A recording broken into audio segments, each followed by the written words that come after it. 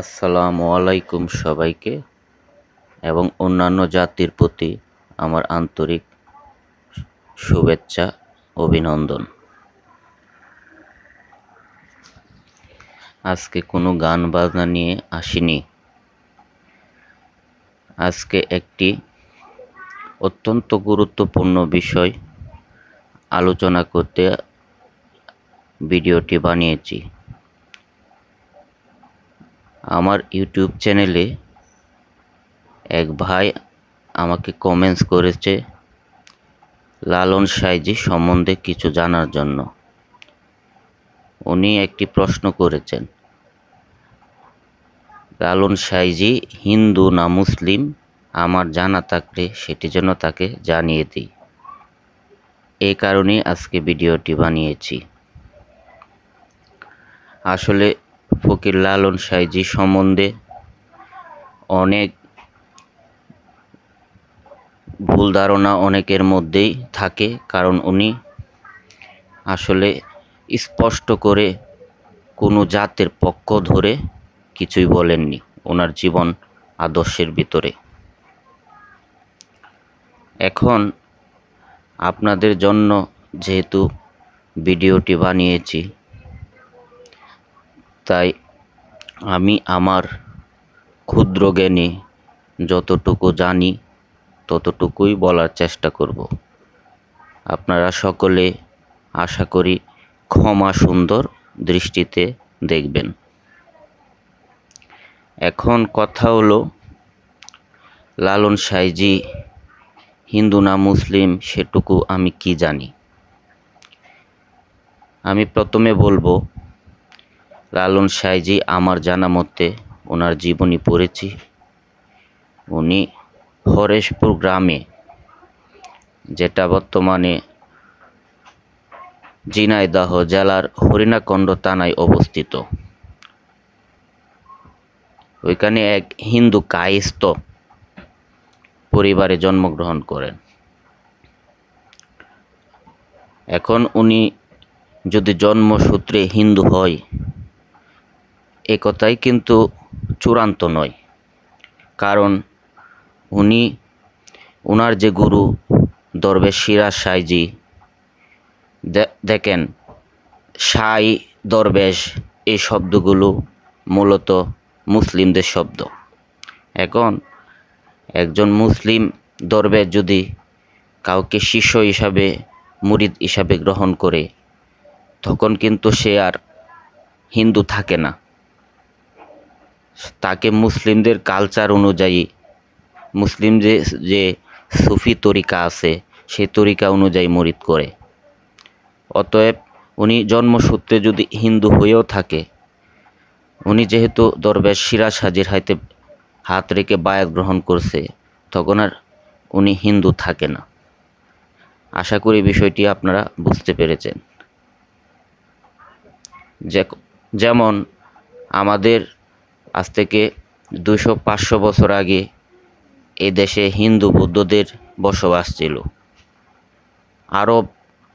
বিভিন্ন আরব দেশের বিভিন্ন জায়গা থেকে সুফি দরবেশগণ, মুসলিম আলেমগণ এসে এ দেশের হিন্দু এবং বৌদ্ধদেরকে মুসলিম বানিয়েছেন।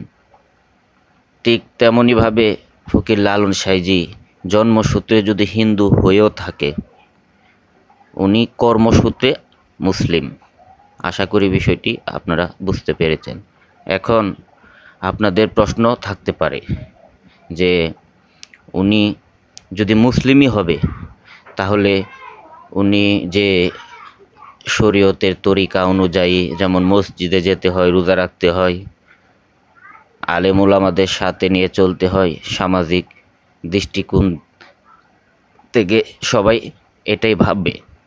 এখন আরেকটি কথা বলার আছে, উনি যদি মুসলিম হয় তাহলে এই প্রশ্নগুলো আসতেই পারে, এটা স্বাভাবিক।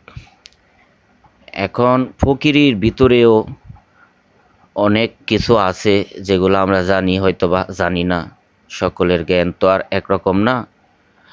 এখন যারা আমার কথাগুলো শুনছেন, হয়তো কেউ আমার থেকে অনেক বেশি জ্ঞানী বা জানলেওয়ালা থাকতে পারেন, তবুও একটু আমার কথাগুলি মিলায়ে দেখবেন। আসলে ফকিরি যে ধারা, যে তরিকা, যেমন ফকির, এই ফকির শব্দটা কোনো হিন্দু শব্দ না, ঠিক আছে? ওই শব্দটি মুসলিমদের শব্দ। মুসলিমদের যে ফাকির, যে কিছুই নেই, মুসলিমদের ফকির, মিসকিন, এই দুটি শব্দই মুসলিমদের। অতএব ফকির লালন সাহেবের এই যে ফকির শব্দটা উনি ওনার জীবন আদর্শের মধ্যে নিয়ে এসেছেন, এটাও একটা মুসলিমদের শব্দ। যেমন যদি হিন্দুদের যারা সাধু সন্ন্যাসী আছে, এরা কিন্তু ফকির শব্দটা ব্যবহার করে না। আশা করি বুঝতে পারছেন। এখন তরিকার মধ্যে যে ভিন্ন ভিন্ন স্তর শাখা আছে, এ নিয়ে দু একটা কথা আমি বলবো। তরিকার মধ্যে যেমন তরিকা প্রধানত দুই প্রকার, একটা সালেকি আর একটা মজ্জমি। যেমন সাইজির অনেক কালামে বা পদ্মে ওই কথা বলা আছে, ঠিক আছে? যারা জানেন, যারা ওই সব পদ্য বা গান শুনছেন, তারা অবশ্যই শুনছেন যে সালেকের বেহায়াপনা, মজ্জমির আশেক দেওয়ানা। মানে আশেক দেওয়ানা সে এরকমভাবে হয়, সে আর দুনিয়ার কোনো বস্তুর তাকে আর টানতে পারে না। আর যারা হচ্ছে সালেকি, তারা আশেক দেওয়ানা থাকে, কিন্তু তাদের মধ্যে সংসারী ভাব গাম্ভীর্য বিদ্যমান থাকে। যেমন তারা বিয়ে করে, ঘর সংসার করে, মসজিদে যায়, সমাজ সংসার নিয়ে চলে 10 জন সাধারণ মানুষের মতো। তাদেরকে বলা হয় সালেকি। তাদের পুত্র কন্যা হয়, স্বাভাবিক উত্তরাধিকারী পৃথিবীতে থাকে। আর যারা মজ্জমি, তারা বিবাহ শাদী ধার ধারে না, পুত্র কন্যার ধার ধারে না, তাদের কোনো উত্তরাধিকারী থাকে না। আশা করি আপনারা বিষয়টি বুঝতে পেরেছেন। পরিশেষে একটি কথাই বলতে চাই, সকলের জ্ঞান একরকম না, সকলের বোঝার ক্ষমতা একরকম না, সকলের বলার ক্ষমতাও একরকম না। আশা করি আমার তরিকার ভাই বোনেরা সকলে ক্ষমা সুন্দর দৃষ্টিতে দেখবেন। সবাইকে আমার এই ক্ষুদ্র মানুষের কথাগুলো শোনার জন্য অনেক অনেক ধন্যবাদ জানাচ্ছি।